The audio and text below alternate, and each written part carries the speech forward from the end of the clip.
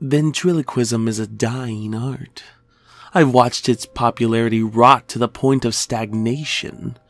We once walked amongst the greatest entertainers in the world, yet now we are mocked for our childish and boring craft. We've been reduced to novelty acts, not too dissimilar from clowns. You are more likely to find us selling our souls for $5 an hour at a child's birthday party than you are ever to see our glorious return to the stage. And even now, even after we've been reduced to this pitiful existence, we are being ignored in favor of a fat, middle-aged buffoon dressed in lycra, vaguely resembling a superhero.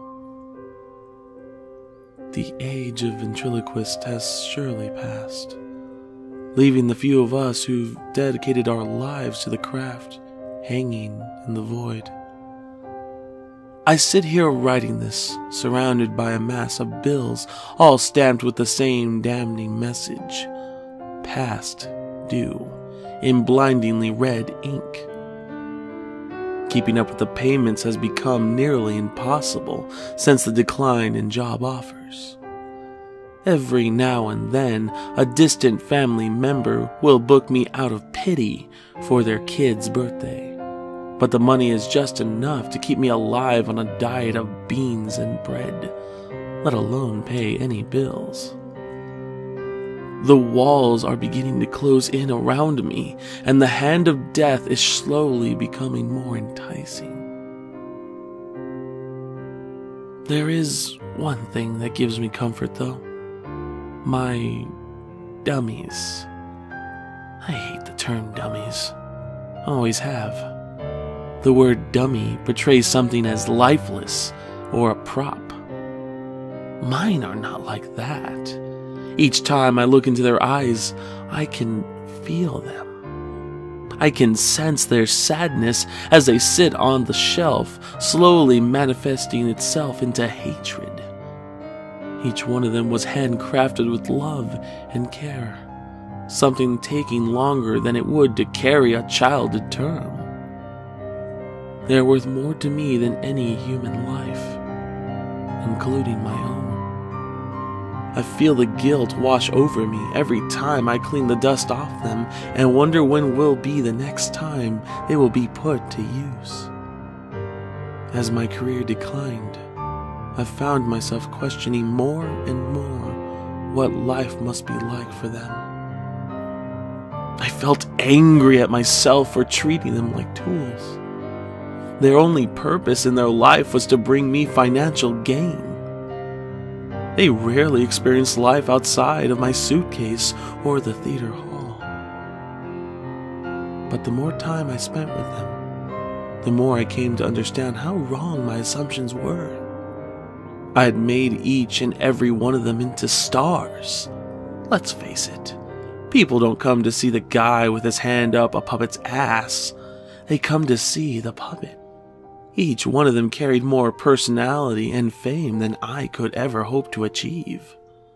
They never showed signs of fatigue or depression like I did. They sat in pristine condition each day, only requiring a touch-up and waxing every few months, whereas I required daily maintenance. I'm not ashamed to admit that I felt some form of jealousy for their success. But I don't hold it against them. We were a team, after all. People would pay money to meet them, good money in fact, just to stare and ogle at the fine craftsmanship they displayed. The more animated-looking models would fetch a good sum. But it was the realistic dummies people were always more interested in. The more human-like their appearance, the higher the urge to meet them became. This is what sparked my new idea. If ventriloquism could no longer pay my bills, maybe my skill in crafting the dummies could. Finding the base model came simply enough. Kids these days are unsupervised 90% of the time. It was as simple as pulling my van up to the side of the road and snatching one as he walked home from school. Almost too easy. I did the boy stitching by making an incision the full length of his spine and removing the contents inside. I grabbed handful after handful of flesh, bone, and organ and tossed them into the bin. The amount of flesh crammed into that little frame was a surprising find. When I had finished, a sack of skin laid on the table, limp and lifeless. I stuffed the sack with cotton and dressed him in an oversized suit to hide any of the lumps and bumps my amateur embalming skills had caused. Then added a zip to the incision I made on his back for easier access. I sawed through his jaw and waited for the crack as it gave way on either side of his chin, creating the iconic up and down style mouth we are all familiar with. I carved out his eyes, sewed them shut, and pinned on big, colorful replacements where they once were. I attached a rod to what was left of his spine as it dangled from his skull, allowing me to turn the head using the opening at the back.